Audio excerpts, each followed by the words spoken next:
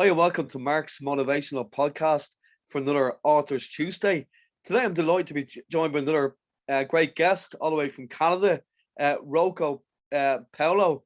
I hope I'm pronouncing that correctly. I'm so looking forward to talking to Rocko today. Thanks a lot for joining me. Well, thanks for having me. Yeah, no problem. We'll probably start off the podcast if you want to just tell the listeners a little bit of background about yourself and how you got interested in writing, please. I am a songwriter for starter, so I was writing songs, so basically very, very short stories, I guess you can call them, Yeah, and then eventually started doing screenplaying for short films, brilliant. Yeah. and then got interested in actually writing. One of the first books was pretty much a story of experience with the family. So as we were traveling, by day two, things were it was like Murphy's Law. There was all kinds of weird things going on. So I started jotting it down almost in diary fashion. And so it became a book. Great stuff. And what's the name of the books you've written, for listeners, Rocco? The three books that are out right now is so Gallivanting Through Europe with Young Children. That's the one I was just mentioning. There's a children's book called The Wasp Who Thought She Was a Bee. Oh, sounds deadly. And the other book is the Damu Chronicles, Emails with a Sumerian God. So it pretty much defines itself in the title. Great And all stuff. three are, well, other than the children's book, obviously, the other two books are technically true stories, even though the Damu Chronicles happened to someone I knew versus myself. I'm involved in there a bit, but not so much with that particular experience. Great stuff, Rocco. And have you always been a writer? Where did the journey begin for yourself? Have you always dabbled in writing books yourself? Um, I I can't say that I'm an avid reader. I mean, obviously, as a kid, I was reading a lot of comic books, Yeah. things of that nature. I kind of like books with images. If a book was just text, it was a little bit more difficult as far as trying to get through it. Mm. It has to really capture my attention. So, there was a time I think when I was in high school, we had those kind of interactive books. Those got my interest more in there, where it's like, if you're going door number one, turn to page 53. And if you're going to door number three, turn to page 22. So that started to become more interesting as far as reading. And of course, it depends on the topic. I'm a musician as well as actor, so things that are kind of biographies or dealing with those type of subjects, I'm obviously going to be more interested in. Yeah, great stuff. And it's interesting what you said earlier on, like before we came on the on air there, about the book that you put together, the Chronicles. That's very interesting story. Would you mind sharing that with the listeners? Yeah, so this happened while I was at work. There was a coworker. Both of us were kind of like, interested in, things that were paranormal or conspiracy theories. We were just having these conversations, going back and forth on that kind of subject. Yeah, And then one day he came up to me. We kind of went into different departments in the building, and yeah. he showed up in my office and he said, "Hey, it was really funny the email that you sent me." And I said, "I don't know what you're talking about." And he said, the email you sent, and I said, "Well, forward it to me." And he forwarded it to me. And as I was reading it, it was written from the point of view as if the person who was writing the email was an entity or God or some type of, you know, um, really knowledgeable person, in the sense that the information was unique, it was original, it was well put together. So the first email was basically the entity or the person just kind of telling my friend, just stop what you're doing, just stop, you're giving out wrong information, and just went into kind of like, the reason why I'm kind of contacting you is because you're wrong on so many accounts, and just kind of started listing, where he was incorrect and stuff like that. And this was in the early days of internet. So we're probably 2004, 2005. So, and for us, I think we got here, well, I can't say in Canada, but at least at work, we pretty much started getting emails and stuff around 1997, 1998.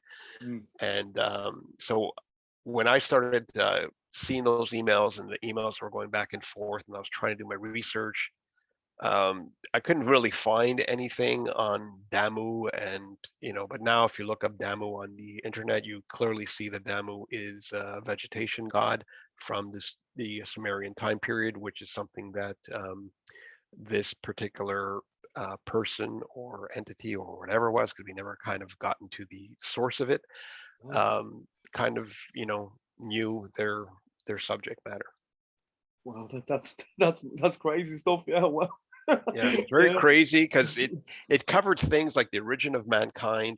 It covered all kinds of, and it was stuff when I was reading it. Like what ended up happening at one point at work is, I started printing the emails, Mm. and I left them at my desk, and there's curious people that just came by, and I go by my desk, and my pile of papers were missing, and they were just passing it around. Everybody was reading it, and everybody was just like saying, "This is incredible stuff. Like, Wow. where'd you get this? Where'd you getting this stuff from?" I said, listen. I go, I agree with you. It's really intriguing. It's like it's completely different from anything that I read up to that point.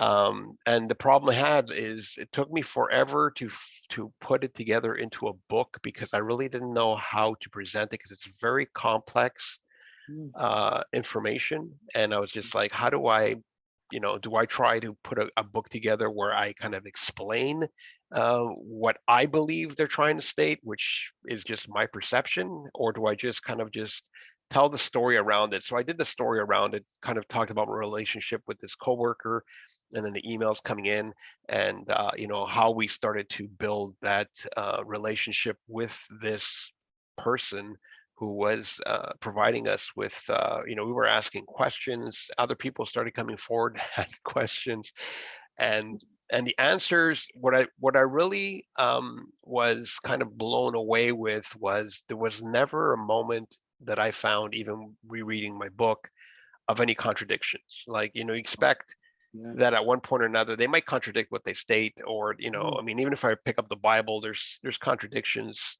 sometimes within the text, from beginning of the book till the end of the book.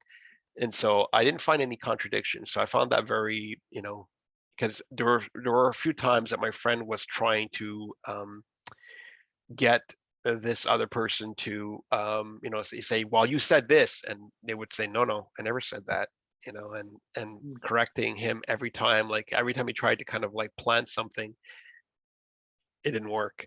So it was and again, like I said, very just very original ideas of the origin of everything. So it's really, Yeah. really cool. Well, thanks a lot for sharing all of this as well. That's fascinating. But Yeah. where can people get your books as well? Are they on the Amazon and Kindle, and do you have them in bookstores as well? Uh, in the bookstores, no, everything's available through Amazon. As far as Demo Chronicles, that's also available as an ebook on Smashwords. They do it as well. Okay. Yeah. So I have it both in the Kindle version and whatever other version is out there. Right. So if yeah, we want to share the links as well, I'll put them on the show notes for people to check out as well for you. Sure, that would be great.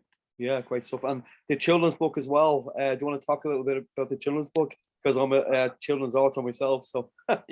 yeah, yeah, interesting. So I mean, there's a couple other children books I like to put together. It's for myself. I mean, to put together the illustrations would be a lot more work than I have time for right now, but I do have some other ideas that eventually will be made into children's books. This one, which is the wasp who thought she was a bee. Very good. Um, I mean, one of the main things, because my wife, who at the time was my girlfriend, she just, for me, I guess, I looked at her and I said, you're a white Anglo-Saxon Protestant in my head, right? So WASP. So um, so that's how that kind of came about. So the book pretty much is about a wasp who really believes that they are a bee, tries to interact with other bees, and and then finally coming to terms with who they actually are, and being, accepting themselves as who they are. So it's pretty much, as a wasp that's discovering themselves. Great stuff, yeah. And Yeah. kind of what kind of keeps you motivated in your writing? Do you have the kind of a strategy that you use in your writing yourself, Rocko?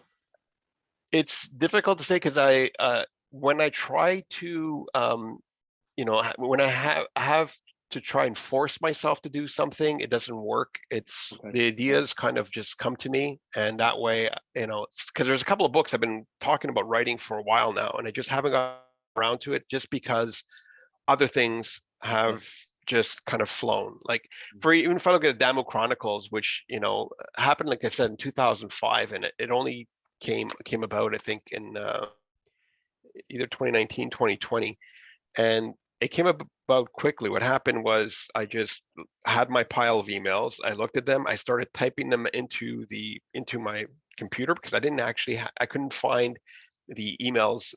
They are somewhere, but I couldn't find them. So I just had the written copies. I started typing them in, and then it just wrote itself.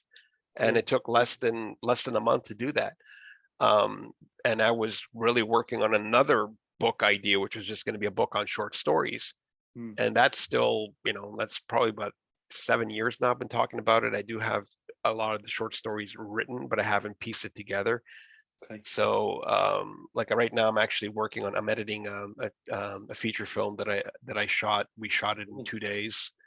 Again, it's sort of like, so, I'm kind of like all over the place, and I Yeah. just go wherever my brain wants to take me. So, I find like I'm more of a channeler. It's Mm, like ideas just, if something that I'm working on is like needs to be out today, great. If it doesn't come out today, well, it's because for some reason I need to be working on this instead, and I just go with the flow. wherever your creativity takes you, really. Yeah, exactly. Yeah, great stuff. That's brilliant. Thanks very much for sharing that. Um, I've shared interest with music as well. Do you want to talk a little about that? Because are you a songwriter yourself? Have you released much stuff there? Yeah, I mean, I write again in a lot of different styles, because I'm more of a songwriter than an actual artist. I do, right now. I currently work under 3 different monikers. One of the main issues I had in the past with record labels was always, well, Rocko, how do we define you as an artist? Because you're doing a blues song, and then you turn around, you're doing a rap tune, and then we're turning around and you're doing folk song. So it's like, we don't, you can't do that. And I'm like, what do you mean I can't do that? So, um, so I decided at this point to kind of create 3 monikers so that I can sort of, categorize these monikers. Yeah. It doesn't really work fully, but like, for example, under Rocko Paolo, I'm doing mostly blues, a bit of country in that one. I go under Paulo I do that. It's more of indie rock, pop kind of thing. Yeah. And then West of West is a project where, I'm doing kind of a mix between, hip hop and other stuff that has a flavor of the 80s, but still modern. So Okay. Yeah. those are the 3 that I'm working with. And of course, I work with other artists as well. And I'm obviously writing the soundtrack for my film. So, and doing the, sound design for that as well. So I'm doing the editing on that too. So there's a lot of work just to do this feature film, and it's different styles of music again. It's anything from ambient to, I think, one of the tracks that's on there is very like 70s funk, so Mhm. I just like all kinds of music. So there's no, I can't just say, what, I'm a straight out, I mean, I was raised on Elvis. I love Yeah. Elvis, so he's been a major influence. But then again, there's groups in the 80s that, Simple Minds, Mm. U2, things like that, that also were influential. Prince, Michael Jackson. There's a lot of artists that, I just liked it all. You're a busy man. You're a busy man. Yeah, because Yeah. you must be looking at my record collection because I've Yeah. named a lot of my favorites there as well. That's brilliant. Yeah, great stuff. And kind of what kind of books as well is your favorite to read? What type of books, and I suppose what inspired you most in your writing? Um, I mean, some of the books I've read, of course, there's one that I really liked a lot was there was a two kind of volume collection for Elvis by Peter Grolnick, I believe. Those were beautifully written. I have a book obviously on Prince that I've written some of those biographies like that. Area 51, anything that's dealing with alien type stuff is for me intriguing. Um, so it depends. There's some. My wife does a lot of reading, so there's times that she suggests certain books, but we don't have the same taste, unfortunately. Yeah. So me, it's more like I said, more I guess biographies. I'm interested in knowing about that particular artist or that Yeah. particular person. Mm. That for me is much more interesting. Yeah, they're absolutely brilliant. Some of the biographies, I agree 100%. Like I was reading one on Bob Dylan there the other week. Really, really cool, really good. Yeah, yeah, Well, great stuff. And I suppose, how did you find the last 2 years with the pandemic with your writing? Did you find that was a barrier really for yourself? it Like that? wasn't a barrier in a sense that I mean I haven't been performing live. Yeah. Even prior to that, I was doing a lot of stuff just through the internet, so it didn't Mm. really affect me much. What it did give me was a, more inspiration. There was a couple of songs that I wrote, obviously, that were kind of COVID loneliness, depressed kind of mode that probably wouldn't have been written otherwise, Yeah. because you kind of you go with your your current mood, right? Exactly. So Yeah. you're kind of like alone. You're working. I was working from home, so Mm. you're just kind of like, this is kind of weird, and I've got to get used to this. And then you're reading all kinds of um, weird conspiracy theories that were out there, and and then with everything that was happening, I guess, in the States with the elections and all this stuff, there was just Yeah. like a lot of. I found that I was watching much more TV, Mm. so and it just was getting much more depressing. Whether or not it was COVID, it's hard to tell, but it was just everything was just, there was no good news out there. No, no. It was very bleak. So that's where I guess I got more like into the Radiohead type sound. Yeah. It's sort of like, okay, this is it's a very depressing point in my life. We got through it. uh Yeah. we still did some traveling.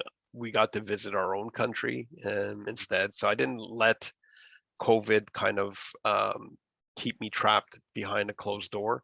Mhm. We still hopped in the car. We drove to some of the other provinces here in Canada, and got to visit places that we got to really enjoy because we were the only ones there. So there was this sense of, the good thing out of COVID, I would say, is, for example, there was less pollution out there. Yeah. There was Yeah. less people out there, which was great too. So going out in nature Mm. was pleasant. You didn't have the crowds. Yeah. So that for me, um, I wish that would stay that way, or if there was even, like, for example, a month of the year when they Mm. said, you know what, nobody drive cars, and let's just Yeah. let the world heal for a month. I'd be great with that. Yeah, no, I agree 100% there. Yeah, absolutely. Because no, it'd be like this is great having you on. If like I run a music Sunday as well, so maybe sometime you can come onto that as well and share your music as well. That'd be brilliant. Sure. And what, as far as music, what type of music do you do, if you don't mind my asking? Well, it's kind of write a lot of my own stuff with them. Obviously, in the band we do covers as well, so it's Nice. a good mixture there. But but yeah, no, definitely share the links to your book so people can pick them up around Ireland as well. So get some Irish sales as well. Sounds great. Sounds great. No Yeah, problems with yeah. that. No, great. And I suppose because it's a motivational podcast, if you could give the listeners a little bit of advice how you found writing, would you be able to give a little bit of advice on how you see it, like with writing? I think for writing, what you need to do is like with anything that you want to do in life, is you got to just keep doing it. So writing a paragraph every day, you just at any moment in time, just start writing, and just doesn't matter. It's doesn't, it's eventually ideas will come out. If you're saying, well, I just don't get motivated, I got a, dry spell, or it's just not working for me, just write. Just, or even like have a newspaper in front of you and just copy what's written there. Eventually you will trigger something that, will say, okay, I mean, when I look at, for example, the film that I'm editing right now, in January, I just said, okay, I came up with the idea. I said, well, I'm taking some time off right now. So I'm like, I want to do a feature, and okay, well, how am I going to do a feature? I said, well, let's try and do it as quickly as possible. So I want it to be shot in 2 days. Well, that's kind of, ambitious. How are you going to do that? Well, I now have to write a film that will be easily shot in 2 days. So it's not going to be an action movie. It's not going to be taking in place in like 3 different cities, Mm, so you have to kind of adapt to it. mm, So I just find that, and I was writing it, and I find most of the stuff I do writes itself, which is why, like I said, at times I consider myself a channeler. mm. Is if I try to sit there and think, take a pen and paper, Yeah, what yeah, I'm going to write something, mm, it just doesn't work. yeah, yeah. But it's still something that you need to do, in the sense that grab a piece of paper, write, and you can get frustrated because you're going to be writing and just say, nothing's coming out. I'm just, why am I writing? Mm. But by day 10, day 12, it's going to start becoming just a natural and automatic, thing. And then next thing you know, you've written, a chapter, and then you're moving on to your next chapter. And yeah, you just got to keep going. It's like anything. You want to be a great swimmer, you got to swim every day. You just got to Keep on. do that on, get your brain working. That's great advice. Thanks very much, Rocco. That's brilliant. Like, so that's actually great that you have that channel, and that's a great skill you have there. For well done. And what's the film about? What's the movie that you're putting together? That's So great. the Well done. movie is, yeah, the movie's called The Dinner Party. And so basically, I had the idea of, said, okay, well, how am I going to do this where I can shoot it pretty much all the same locations? So I said the majority of the film will be taking place in a dining room and also in the kitchen. So it's just strangers invited to a dinner party. Um, Originally, I had 6 main characters, and the day before shooting, one of them pulled out, so I was stuck with 5, and we just had to adapt. And I kind of, things like that, where some people say, oh, I lost that person, now I got to scrap my idea, or I got to wait and postpone this. No, I don't work that way. It's sort of like, what, we set this date. I go, whether I have my 6, if I have 4, I have 3, we're doing it no matter what. And we did, and it was an incredible experience. It was rock and roll, because I actually ended up shooting it at my house, just because I figured it would make more sense in case I needed something. It would be easy to find. If I needed a prop, I know where it is, versus if I rented a location and then realize I'm missing something, and then you have time delays that would exist versus doing it in a familiar, location. So that's basically the main gist of it. It's from what I can see, it's going to be 70 minutes. So we shot 70 minutes worth of film in 2 days. We were kind of thinking it might take 3 days, and even at that point, it's sort of like, well, it's a very short period. You're talking Mm, about a feature film. When I have friends that are doing short films that sometimes they're working on for 3 weeks, sometimes even up to 3 months, to do like a 4-minute movie. mm, So from what I'm looking at the footage, because I'm doing the editing, is I'm very pleased with what we got. There's a lot of improvisation in there, obviously, to try and lengthen some of the scenes. There's a lot of dialogue, which is great. mm. It's there's no special. Well, there's a bit of special effects, very little. I did shoot a couple of things with green screen, because just to kind of give a different look or location. Yeah, yeah. But in the end, we're done. We did it for $0, right? The only thing is I fed everybody, made sure there was food available for everybody. So that's pretty much the only cost. And the rest is just, everybody volunteering their time, and I'm taking care of putting it all together. And then now we'll start to send it to festivals, and, you cross your fingers and hope that something happens. Brilliant. Yeah, no, the best of luck with that. That's a great achievement. And like when you say you're going to send it to festivals, like kind of Yeah. small movie festivals, is it, Rocco, or what? I might even actually send it to one in Ireland that I've Be great. had Yeah, some short films in Cork. brilliant. Yeah. Oh, the Yeah, the Cork Film Fastnet, Festival. the Yeah, yeah, Fastnet, the Fastnet. yeah. So I've already had a couple of films play there. So I Brilliant. There you probably go. will reach out to them and say, hey, I've got another project, and you start making connections. You start, Mm. that in anything that you do that's one thing I find that I hate to say about this generation is that they're not so hands-on social, Oh, like they mm. are through the machine, but not face to face, and Yeah, yeah. things of that nature. So that's something I try to do, is make sure that I do a lot of schmoozing, right? Just going around, and if I see there's something happening, I try and show up there and start to sell the ideas, and try and get other people involved, or find out what they're doing, and promoting what they're doing, and kind of everybody helping each other out. That's And so it's good. something that I find works better face to face, Mm. versus just going through the internet. And you still have to. There's a lot of things I do through the internet, but if there's a special event happening somewhere around here, I will try to make myself available, and get there, and actually be in front of people, and talking to them directly. That's great, Rocco. That's absolutely brilliant, and like hats off for doing it, because there's not a lot of people that will put themselves out there. Like, so it's like Yeah. me doing this podcast. I started it 2 years ago as a music podcast to get my music out there, and Hmm. then it's gas as a bills when you're writing books. So like to get authors like yourself on is a gift. So that's great. Thanks for coming on. Can I just ask you quickly about the Yeah. records in the background there? Are they your records? Are they?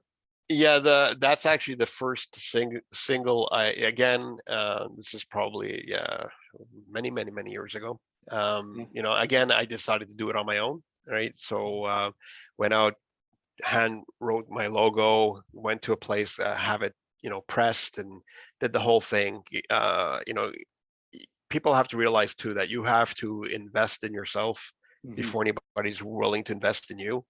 Yeah. And I find that that's still something that people are not willing to do. Like, even for example, this feature film, the actors that are in it, none of them got paid, but at the same time, they've gotten to have a larger role, I guess, than they would have gotten if they're doing a short film, or having to fight with people that are part of the union, actors union.